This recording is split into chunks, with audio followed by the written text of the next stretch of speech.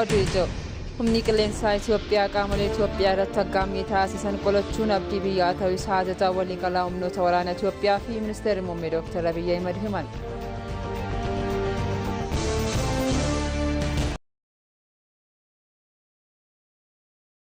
Qolachuun abdii biyyaa ta'uu isaa ajajaa waliigalaa humnoota waraanaa Itoophiyaa fi ministeerri muummee Dr. Abiyyi Ahmed himan. Waggaa 90ffaa hundeeffama humna qilleensaa Itoophiyaa ilaalchisuun agarsiisni humna qilleensaa qophaa'eera. Saxxoota Shomaa dabalata isaa qindeesseera. Humni qilleensaa Itoophiyaa mallattoo jaalalaa tokkummaa abdii Itoophiyaa fi qoricha sirrii diinotaa fi qaamolee Itoophiyaa irratti aggaamii raawwatanii fi yaalanii ta'uu ministeerri muummee fi ajajaa waliigala humnoota waraana Itoophiyaa Dr. Abiyyi Ahmed himan.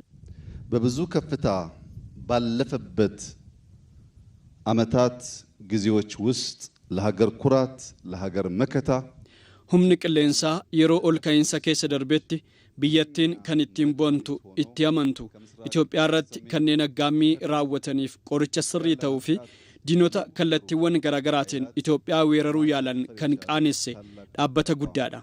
Itoophiyaan alatti Afrikaadhaaf humna guddaa ta'uun kan gahee isaa baatedha. Faayidaa biyyaalessaa Itoophiyaa eegsisuu keessatti dirqama kan qabu lammiilee Itoophiyaa qofa ta'uu kan himan ministeerri muummee Abiyyi Ahmed Itoophiyaan nuun ala ijoollee biraa hin qabdu nutis Itoophiyaan ala haadha biraa hin qabnu kanaaf hundi keenya faayidaa biyyaalessaa keenyaaf qindoomuu qabna jedhaniiru. የኢትዮጵያ ጥቅም የኢትዮጵያን ፍላጎት ለማስከበር ከኛ ከኢትዮጵያውያን ውጪ ሌላ ማንም ሰው ግዴታ የለበት faayidaa fi fedhii Itoophiyaa kabachiisuudhaaf nu lammiilee Itoophiyaatiin ala qaamni biraa dirqama qabu fedhii fi deeggarsa firootan keenyaa ta'a jaalannus jibbinus faayidaa biyya keenyaa eegsisuun nurraa akka eegamu hubachuu qabna nuti Itoophiyaan ala haadha biroo hin qabnu Itoophiyaanis nuun ala ijoollee biraa hin qabdu Itoophiyaan ala haadha bakka buutu akka hin qabne hubannee faayidaa biyyaatiif hojjechuu qabna. Gootonni hedduun humna qilleensaa Itoophiyaa keessatti uumamuu kan himame yoo ta'u gootummaa kana dhaloota dhufuu dabarsuuf humna qilleensaa kana bu'uura irraa jijjiiruu murteessaa fi dhimma filannoo hin qabne ta'uu dubbataniiru. እነዚህ ጀግኖች በብዙ እጥፍ እንዲባዙ እነዚህ ጀግኖች ከኢትዮጵያ አልፈው የአፍሪካ ኩራት እንዲሆኑ gootonni kanneen Itoophiyaa bira darbuudhaan Afrikaanonni akka ittiin boonan jeettiiwwan waraanaa fi teekinooloojii irratti qofa osoo hin taane humna namaa irratti xiyyeeffannee hojjechuu qabna. Humni nama keenyaa yoo danda'an jeettiiwwan waraanaa keenyaan tarkaanfii murteessaa fudhachuu danda'u. Humni namaa gahoome jiraachuu yoo baate maashiniin qofti humna waraanaa ta'uu hin danda'u. Humni namaa hojjechuu jaallatuu fi biyya isaatiif lubbuu isaa dabarsee kennu jiraachuu qaba. humna akkasii horachuun baay'ee murteessaadha.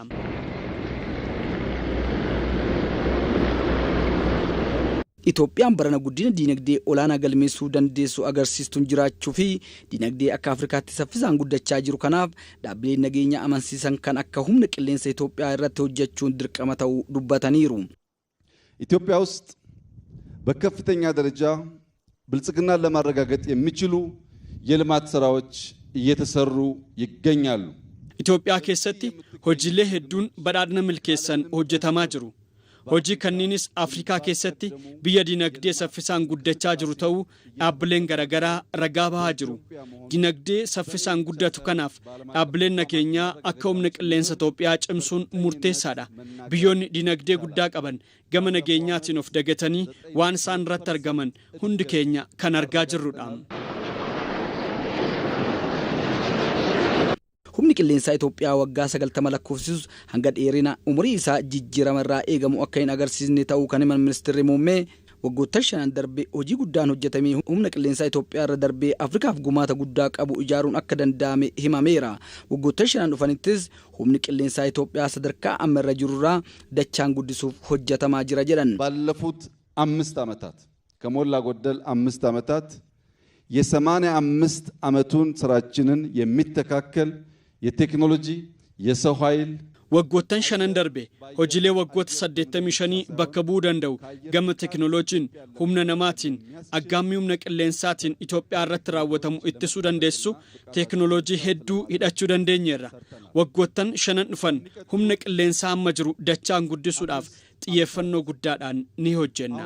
Agarsiisa humna qilleensaa Itoophiyaa taasifame kanarratti ajajoonni waraanaa gurguddoon duraanii fi ammaa keessummoonni biyyoota garaagaraa affeeraman hirmaataniiru.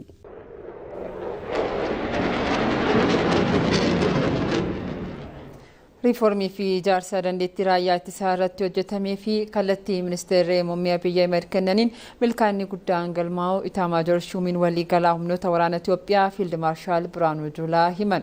Humni qilleensa Itoophiyaa nagaa Itoophiyaa eegsisuuf qophaa'ummaa olaanaa irra akka jiru kan himan ammoo ajajaa olaanaa humna qilleensa Itoophiyaa Leetanaal Jeneraal Yilmaa Mardaasaati. Immabeetta Shoomaa dabalatasaa qindeessiteetti. Kabaji waggaa 90ffaa humna qilleensaa Itoophiyaa ilaalchisuun agarsiisni qilleensarraa leencota gurraacha magaalaa Bishooftuutti gaggeeffameera. Then roll. Inverted. Look, high G-turns now. Itaamaajoor Shuumiin waliigalaa raayyaa ittisa biyyaa Fiild Maarshaal Biraanuu Juulaa agarsiisa kanarratti argamuun akka biyyaatti riiformii fi ijaarsa dandeettii raayyaa ittisaa irratti hojjetamee fi kallattii ministeerri muummee Abiyyi Ahmed kaa'aniin hojiin bu'aa qabeessii qabatamaan mul'achuu danda'u humna qilleensaa Itoophiyaa irratti hojjetameera jedhan. ያስቀመጡት የሰራዊት ግንባታ አቅጣጫ መሰረት kallattiiwwan ijaarsa dandeettii humna raayyaa ittisaa bu'uura godhachuudhaan kallattii hoggansaa fi qabeenya nuuf kaa'ame hubannee sadarkaa gadaanaa humni qilleensaa irratti ture irraa haala amma irra jiruun gahuu dandeenyeerra. Bu'uura kallattii kaa'ameen miira itti gaafatamummaan fi of eeggannoo guddaadhaan gahee keenya bahanneerra. Kanaafis humni qilleensaa sadarkaa ture irraa fooyya'insa gama maraan agarsiisuun har'a waggaa 90 isaatti haala kanaan kabajaa jirra. ለዘጠነኛ ዓመቱ የተሻለ ቁመና ይዞ እንዲገኝ አድርገናል። The F-16 from the United Arab Emirates.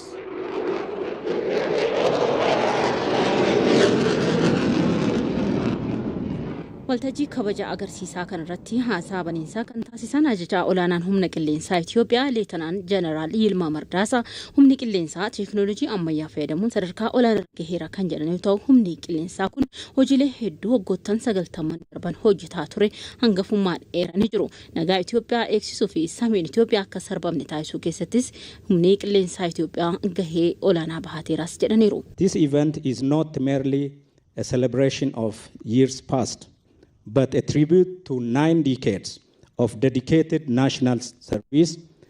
Waltajjiin kun waggoottan darban kabajuu qofaaf osoo hin taane kutannoo biyya eeguudhaaf humni qilleensaa baachaa ture kan ittiin yaadannudha.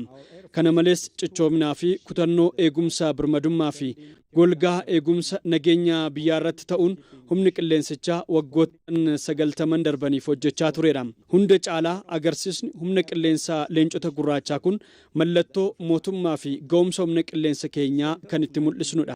A demonstration of pride and aeronautical master. Kaayoo guddaan agarsiisa humna qilleensaa kanaas ilaallee gammannee bira darbuuf osoo hin taane mul'ata bakka ga'umsa keenyaa kan itti agarsiisnu uummata keenyaaf teekinooloojii qabnuun ofitti amanamummaa akka horatu kan taasisnu ogeessota hayyootaa fi akkasumas immoo dhimmamtoota damichaa fi waan humna ta'uu danda'u kan itti agarsiisnu ce'umsa indaastirii damichaa sadarkaa kamirra jira kan jedhu kan itti mul'isnu fi qindoomina damee aviyeeshinii humna qilleensaan biyyoota biroo waliin qabnullee qixaan kan irratti mul'isnedha jedhanii jiru. Air shows are not entertainment. Air shows ignite. Agarsiisni humna qilleensaa kun bashannanaaf osoo hin taane mul'ata guddaa akka biyyaatti qabnu kan ittiin agarsiisnu abjuu bakka ga'umsa keenyaati. Kana malees bu'uura kalaqa damee teekinooloojii fi ofitti amanamummaa lammiileen biyyattii humna qilleensichaa irratti qaban kan cimsu humnaa fi dandeettii biyyattiin qabdu kan agarsiisudha. Agarsiisa kanaan seenaa keenya kan darbe yaadachaa gara fuula dura keenyaa kan ittiin tolfannudha. Gama biraatiin agarsiisni kun bu'uura indaastirii aviyeeshiniitiif kan taa'u ce'umsa damee kanaatiif fakkeenyummaa guddaa kan qabuu fi qindoomina damichaa daran kan cimsudha.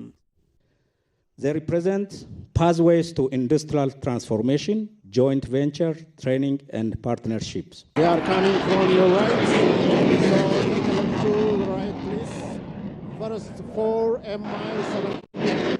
Leetanaal Jeneraal Yilmaa Mardaasaa agarsiisa kanarratti ergaa dabarsaniin humna qilleensaa Yuunaayitid Arab Emireet ogeessotaa fi qooda fudhattoota sadarkaa idilaa addunyaa fi akka biyyaatti jiran galma gahiinsa agarsiisaa kanarratti gahee isaanii baatan hundumayyuu galateeffataniiru. Kabajamtoota daawwattoota keenya ammoo suur-sagalee gabaabaa agarsiisa hundeeffama waggaa 90ffaa humna qilleensaa Itoophiyaa sababeeffachuun qophaa'ee daawwannee olitti adeemna.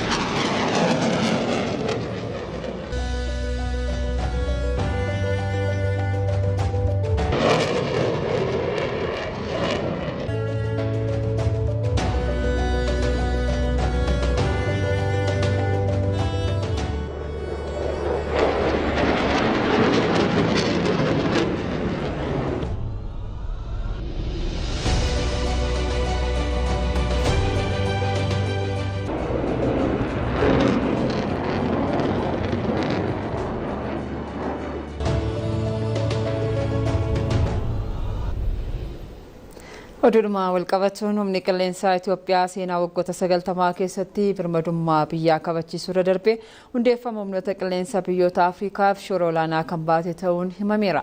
Keessumattuu bara 1960moota keessaa wayita biyyoonni Afriikaa sirna bittaa kolonii jalaa ba'uuf qabsaa'aa turanitti humni qilleensaa wiirtuu leenjii humna qilleensaa adda duree ta'uun seenaa boonsaa hojjeteera. Saxxoota Shimaa waan qindeesse qaba.